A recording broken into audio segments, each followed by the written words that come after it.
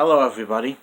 Have any of you checked out Acts Apologetics 17, I believe it's called? The guy on there does an amazing job of exposing the flaws of the Islam religion. That is a channel you should all definitely check out, and this is Sunday Apologetics. Thank you for tuning in. See, I've often pondered, and I get the feeling other Christian and apologetics have asked this question too.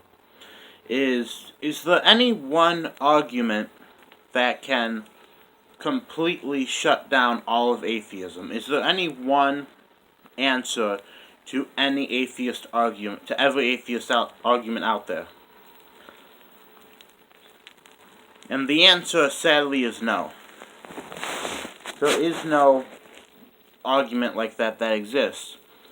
Because atheists actually have a slight advantage over Christians because they can contradict each other and they can still be right.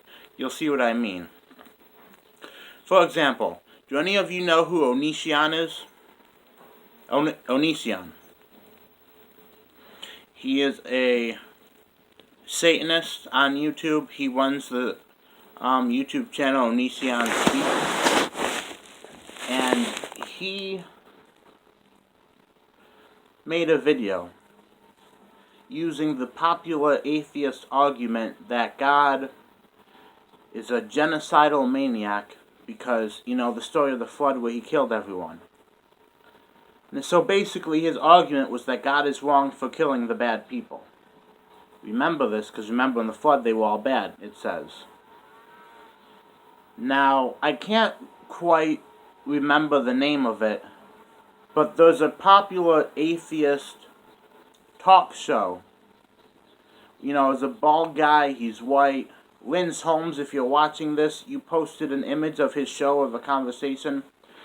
But on that show, he had a woman who came in and said, God basically says, alright, you can do this evil thing, but I'm going to get you back for it later. That's the difference between me and your God, is if I could stop something bad from happening, I would. Now, do you see what I mean when I say that atheists can contradict each other, and since they don't have any one source to go off of, they could both be right? Onision says that if God kills people, like in the event of the flood, he's a genocidal maniac. This woman over here on this talk show host says, well, he's wrong for not doing that. It kind of makes me feel a little better to know that not even God can please everybody all the time.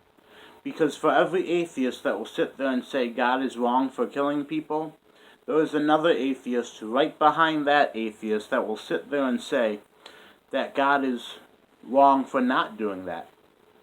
And see, these atheists both want two separate things, so not one answer is going to shut them down. See, I can't count how many times I've went to go talk to one atheist. I kind of win the debate with them, and I say, oh, well, I'll go over to this atheist and do the same thing, but then it turns out they throw me a curveball and they want the exact opposite of what that atheist wanted. It's just, and that right there is why there is no one argument to shut down all of atheism. There's no one weapon that will work against all different kinds of attacks. Then, because there's actually a third atheist. There's the atheist who says God should kill people. There's the atheist who says he shouldn't kill people. Then there's the third atheist, and this third atheist is the worst. That's the type of atheist that says, okay, yeah, God should kill people, but God should only kill the people I think are evil. And if you come across an atheist like that, you really shouldn't even bother, because that is the selfish atheist. That is the atheist who's like, oh yeah, I'll obey God. He just has to do what I say. And it's like, yeah, you need to study up on your Bible is what you ought to tell that atheist. That ain't the way it works. You don't get to negotiate with God. Which is yet again another flaw in the Islamic religion. I know Muhammad says he could negotiate and make demands of God. that goes back to my earlier point. Check out Acts Apologetics 17's YouTube channel. Be sure to do that. Like, subscribe, all that good YouTube stuff. And for all you out there, in closing, I'd like to very quickly wrap up. Have any of you ever seen Batman v Superman?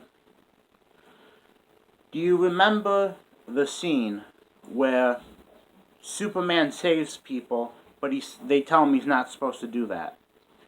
Then there's that thing with the Capitol with the bomb, and Superman decides to not get the bomb. The bomb explodes, and now everyone's dead, and now they're blaming Superman because they're saying he knew about it, but he didn't stop it. I call it the Superman situation that atheists put God in. You can't have your cake and eat it too. This is why atheists can contradict each other. One atheist wants its cake, the other atheist wants to eat it too. Can't please both of them. I will include a link to a post I once did describing the Superman situation. Having said that, thank you all for tuning in, and see you next week.